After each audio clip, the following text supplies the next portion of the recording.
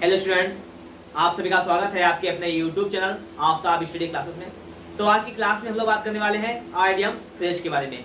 Idiom phrase जो है वो आपके सामने देखिएगा यहाँ पर लिखे हुए हैं, ठीक है। A bed of roses, a herculean task, a man of letters, a bone of contention, white book and all proof, get rid of, all in all. ये 7 आइडियम फ्रेज आपके सामने लिखे हुए हैं। बता दूं मैं आपको कि जितने भी आइडियम फ्रेज मैं आपको पढ़ाऊंगा सारे इंपॉर्टेंट हैं, बोर्ड की परीक्षा में आने के लिए बहुत इंपॉर्टेंट।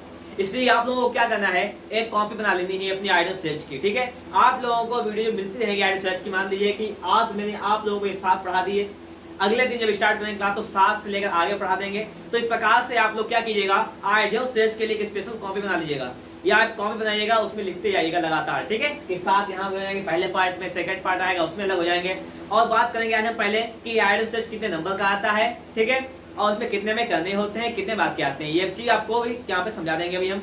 देखिए सबसे पहले अगर बात की जाए तो आपके देखिए सामने लिखे हुए हैं 7 वाक्य, ठीक है। कितने लिखे हुए हैं, 7 लिखे हुए हैं। लेकिन बोर्ड परीक्षा में आते हैं केवल 5 आते हैं आइडियम फ्रेज, 1 2 3 4 5 आते हैं। और 5 में से कहता है कि आप कोई से 3 कर दीजिएगा, 5 में से आप कोई 3 कर दीजिएगा और प्रत्येक आपका 1-1 नंबर का आता है, मतलब 3 नंबर के आपके आइडियम फ्रेज आते हैं। आपको मैं एक बार बताता चलूं कि आइडियम फ्रेज जो है आपके लिए बहुत ही इंपॉर्टेंट है, क्योंकि आगे कॉम्पिटिशन एग्जाम में भी ये आ जाते हैं, ठीक, सेम मीनिंग्स के लिए। इसलिए आप लोग इनको अच्छे तरीके से तैयार कीजिएगा। और इसमें क्या होता है, इसमें आपके नंबर नहीं कटते हैं। अगर आप लोगों ने इसका सही से लिखा है, डिफाइन किया है इसको सही तरीके से, आपके नंबर नहीं कटेंगे। तो इसलिए आपको जी जान ताकत लगा देनी है और अच्छे से अच्छे स्कोर करना है एपी बोर्ड में। क्योंकि देखिए लॉकडाउन चल रहा है, इस वजह से आपकी कोचिंग सही से नहीं चल पा रही है ऑफलाइन, तो इसलिए ऑनलाइन पढ़ने का प्रयास कीजिए और ज्यादा से ज्यादा बच्चों के पास वीडियो को शेयर भी कर दीजिएगा ताकि उनका भी कुछ भला हो सके, वो भी कुछ ना सीख सके, ठीक है। तो तमाम बातों के हिसाब से आज स्टार्ट करते हैं आज का क्लास।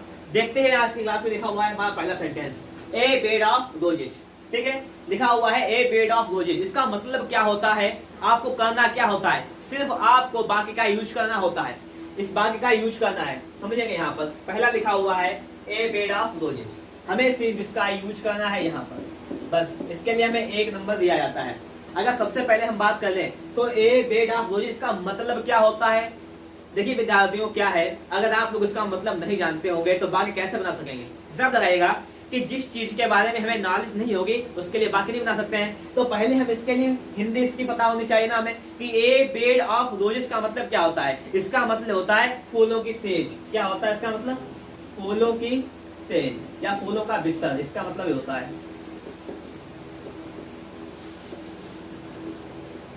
ये तो होता है कि फूलों की सेज, इसका मतलब होता है। अब बात समझिएगा कि फूलों की सेज क्या है, मतलब किस प्रकार से उसको यूज में लाएंगे, मतलब अच्छा था। फूलों की सेज मतलब क्या है कि बिल्कुल अच्छा काम। देखिए क्या है कि यूज करना है इसका, हमें 1 नंबर उसके लिए मिल जाएगा। पहला है ए बेड ऑफ रोजेज, किस प्रकार से आप वाक्य बनाएंगे। देखिए आप वाक्य किसी भी तरीके से बनाइए, वाक्य का सेटलमेंट सेंटेंस सही होना चाहिए, बस ये डिपेंड करता है। ये नहीं डिपेंड करता है कि आपसे कह रहा कि नहीं आप एक ही वाक्य रट लीजिए वो बना दीजिए, ऐसा कुछ भी नहीं है। वाक्य का अर्थ सही होना चाहिए। लिखा हुआ है ए फूला ए बेड ऑफ रोजेज, ठीक है। तो किस प्रकार से बनाएंगे देख सकते हैं हम, देख सकते हैं the post of district magistrate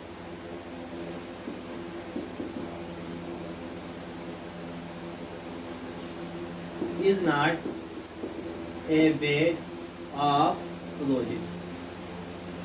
देखिए मैंने लिख दिया है कि the post of district magistrate is not a bed of roses.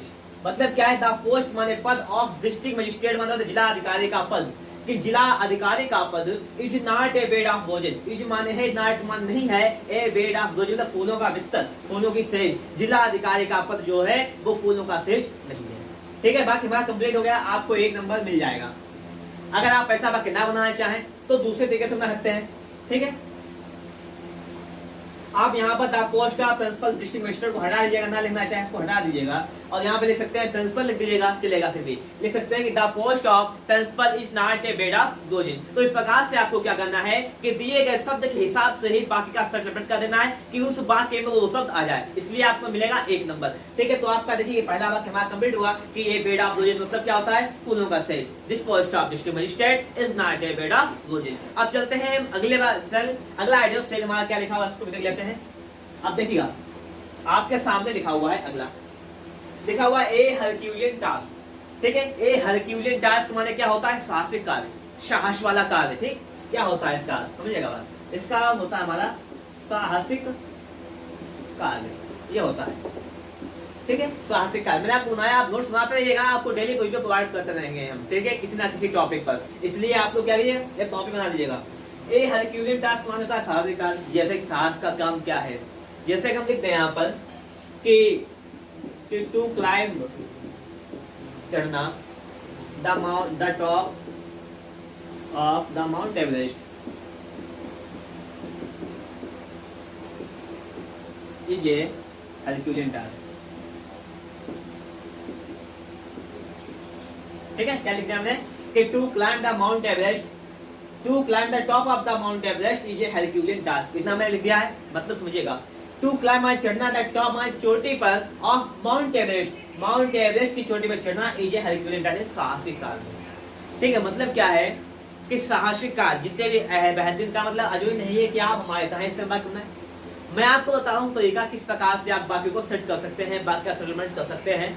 और आप लोगों को क्या करना है, अच्छी तरीके से तैयारी को करना है, क्योंकि आपकी ये परीक्षा है, परीक्षा के टाइम पर ही होगी, तो इसलिए आप लोग टाइम बेकार ना करें, क्योंकि समय बहुत कीमती होता है हमारा। तो आपको अपने समय का ध्यान रखते हुए पढ़ाई को करना है। ठीक है, खेलने में ध्यान मत लगाइए, क्योंकि देखिएगा आपके पास टाइम नहीं है, आप ये समझ रहे हो कि इसमें लॉकडाउन चल रहा है, छुट्टियां चल रही है, ऐसा मत कीजिएगा। बिल्कुल लगातार पढ़ाई को कंटिन्यू कीजिएगा, किताब उठाइएगा, पढ़ाई कीजिएगा। ठीक है, अगर आप लोगों को किसी भी टॉपिक पर कोई भी समस्या आ रही है, किसी भी सब्जेक्ट में, मैं नहीं कहता इंग्लिश में, किसी भी सब्जेक्ट में कोई भी समस्या आ रही है, तो फटाफट से आप लोग इस वीडियो में कमेंट भी कर दीजिएगा कि आप लोगों को किस चीज में समस्या हो रही है, तो मैं आपको उस टॉपिक पर वीडियो भी प्रोवाइड कर दूंगा, ताकि आप लोगों की सुचारू रूप से चल सके। ठीक है दोस्तों, तो इस वीडियो को दोस्तों शेयर भी कर देना, ताकि वो भी सीख सके इससे। अब देखते हैं, अगला लिखा हुआ है कि ए मैन ऑफ लेटर्स। क्या लिखा हुआ है, ए मैन ऑफ लेटर्स। इसके मतलब क्या होता है, देखिएगा, ए मैन ऑफ लेटर्स का मतलब होता है प्रख्यात लेखक, मतलब प्रसिद्ध लेखक। अब देखिए, लेखक तो बहुत गुजरे हुए हैं, एक पंडित जवाहरलाल नेहरू भी एक अच्छे लेखक थे।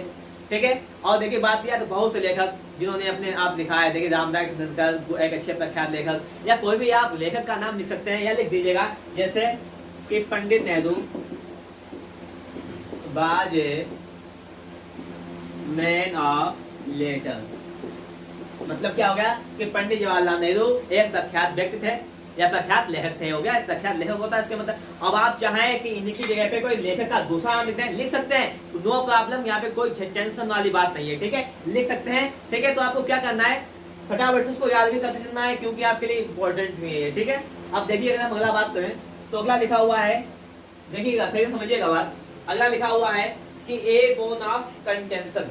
ठीक है, a bone of contention. A bone of contention का मतलब होता है झगड़े की जड़। क्या होता है, झगड़े की जड़ होता है। अब जैसे अगर आपको कोई भी वाक्य बनाना है, ठीक है, झगड़ा की जड़। अब मान लीजिए ये जो बोर्ड है इस पर हम लिख रहे हैं, या ये कलम है, ठीक है, ये मान लीजिए झगड़े की जड़ क्या लिखते हैं अगर हम, कि this pen is a bone of contention, कि यह कलम एक झगड़े की जड़ है बिटवीन राम एंड श्याम। जैसे मैंने वाक्य लिख दिया कि this pen is a bone of contention between Ram and Shyam. This pen मतलब यह कलम जो है, यह कलम राम और श्याम के भी झगड़े की जड़ है। आपका वाक्य कंप्लीट हो गया। मतलब क्या है कि बाकी को सही सेटलमेंट करना है आप लोगों को, बाकी कुछ भी नहीं करना है। तो देखिएगा, इस प्रकार से जो है क्या कहते हैं हम, इसका यूज करते हैं आइडियल स्टेज में। ठीक है, जो भी हमें वर्ड दिया जाते हैं यूज करते हैं। अब मान लिया आप बात कहते हैं यहाँ पर कि मैं ऐसा वाक्य नहीं बनाएंगे, कुछ नहीं, आप कह सकते हैं कि this book is bone of contention, या this apple is bone of contention between I and you, कुछ भी लग सकते हैं, अर्थ सही होना चाहिए। या कह सकते हैं कि Kashmir is bone of contention between India and Pakistan, Kashmir Bharat और पाकिस्तान के झगड़े की जड़ है, कह सकते हैं आप। तो इस प्रकार से आप जो है क्या कुछ भी कह सकते हैं, कुछ भी बात कर सकते हैं, लेकिन वाक्य जो सेटलमेंट सही होना चाहिए। ठीक है, अब उम्मीद करते हैं कि आप लोगों को हमारा ये वीडियो अच्छा लग रहा होगा।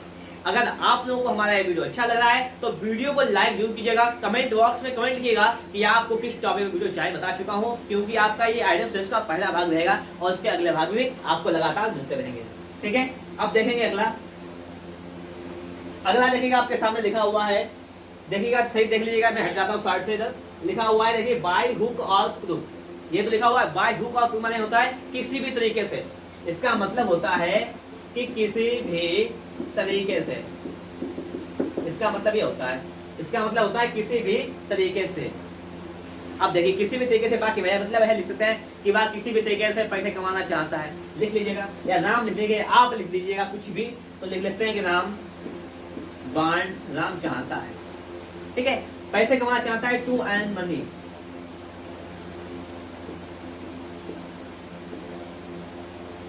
राम पैसे कमाना चाहता है, कैसे कमाना चाहता है, बाय हुक और क्रूक, किसी भी तरीके से, ठीक है, बस वाक्य बन गया आपका, बाय हुक और क्रूक। तो इस प्रकार से हमने क्या किया है, बाकी को बना लिया है। आपको क्या करना है, बाकी को सही तरीके से सीख लेना है। लिखा हुआ है Ram wants to earn, Ram पैसे कमाना चाहता है, बाय हुक और क्रूक, मतलब किसी भी तरीके से, किसी भी तरीके से राम पैसे कमाना चाहता है, ठीक है। तो इस प्रकार से हमने क्या किया है, बाकी को बना लिया है। अब आप लोगों को क्या करना है, नोट्स तो बनाते रहिएगा आप लोग। अगला वाक्य आ गया है गेट रिड ऑफ, अगला लिखा हुआ है वर्ड हमारे सामने, get rid of audience sales, इसका हमें वाक्य में प्रयोग करना है। अब गेट रिड ऑफ मतलब क्या होता है, गेट रिड ऑफ माने होता है छुटकारा पाना, छुटकारा पाना होता है, मतलब किसी भी चीज से छुटकारा पाना। अब जैसे हम लिख दें यहाँ पर कि आई वांट, मैं चाहता हूँ present tense to get rid of, मतलब क्या है कि मैं छुटकारा पाना चाहता हूँ, want to get rid of, किससे छुटकारा पाना चाहता हूँ, माय सर्वेंट, लिख देता हूँ कि मैं अपने नौकर से छुटकारा पाना चाहता हूँ, तो I want to get rid of my servant, ठीक है, या मैं अपने नाम लीजिएगा, ठीक है, कुछ भी XYZ आपको लिखना लिख सकते हैं, नो प्रॉब्लम यहाँ पर। लेकिन आपको एक चीज ध्यान रखनी है कि वाक्य का सप्लीमेंट से होना चाहिए। यहाँ पर मान लीजिए आप वांट लिखते हैं, नहीं, क्योंकि आई के साथ वांट लगेगा, ठीक है, चाहता हूँ, वांट है चाहना। अब देखिए यहाँ पे यस क्यों लगा देंगे, इसमें लगाएंगे। अब तो आप अपने ये नहीं मर्जी कि अपने आप कहते यस फिट कर दिया आपने या कुछ भी फिट कर दिया, ऐसा नहीं करना है, हमें टेंस का भी ध्यान रखना है, ठीक है। प्रेजेंट इंडेफिनिट टेंस से मतलब क्या है कि I want to get rid of, मैं छुटकारा पाना चाहता हूँ, किससे, ऑफ माय सर्वेंट, अपने नौकर से, मैं अपने नौकर से छुटकारा पाना चाहता हूँ। इस प्रकार से आपका बात कंप्लीट हुआ। अब देखिएगा रह गया है लास्ट ऑल इन ऑल, देखिए 7 हमने लिखे आइडियल्स से, इसको आज हम कंप्लीट कर देंगे। ऑल इन ऑल मतलब होता है सर्वे सर्वा, ठीक है, ऑल माने सब कुछ, सर्वे सर्वा मतलब हाईएस्ट यही है, ऑल इन ऑल जो लिखा हुआ है इसका मतलब सर्वे सर्वा होता है हिंदी में। और देखिए इसके आप लोग यूज कैसे करेंगे, यूज कैसा करेंगे वो देखिएगा यहाँ पर यूज क्या करना है इसका हमें। ऑल इन ऑल माने होता है सर्वे सर्वा। जैसे आपकी बात नहीं है तो स्कूल में सर्वे सर्वा कौन होता है, प्रिंसिपल होता है, घर में पिताजी होते हैं, ठीक है। अब आपको क्या करना है, आपको बात बना देना है कि जैसे माय प्रिंसिपल या माय फादर लिख लीजिएगा, चलिए, इज ऑल इन ऑल, मेरे पिताजी सब कुछ है, मतलब ऑल इन ऑल सर्वे सर्वा है, कहाँ, इन माय फैमिली, मेरे परिवार में, ठीक है। My father is all in my family, मेरे पिताजी मेरे परिवार में सर्वे सर्वा है, ठीक है। आप चाहे प्रकार से बात बना दीजिएगा।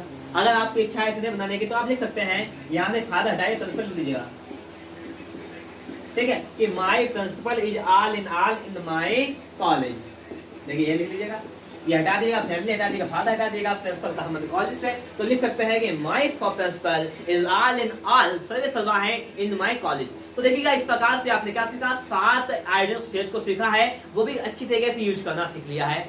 अब जो आपको नेक्स्ट पार्ट मिलेगा उसमें आपको 7 से जितने भी पढ़ा पाऊंगा उतने पढ़ा दूंगा। तो अगर आप लोगों को वीडियो अच्छा लगा तो फटाफट से लाइक जरूर कर दीजिएगा। और हाँ, अगर आप लोग हमारे चैनल से नए जुड़े हुए हैं और आप लोगों ने चैनल को सब्सक्राइब नहीं किया है तो चैनल को सब्सक्राइब भी कर लीजिएगा, साथ में बेल आइकन को प्रेस कर लीजिएगा ताकि आने वाली वीडियो की नोटिफिकेशन आप तक सबसे पहले पहुंच जाए। वीडियो देखने के लिए आपका बहुत बहुत धन्यवाद।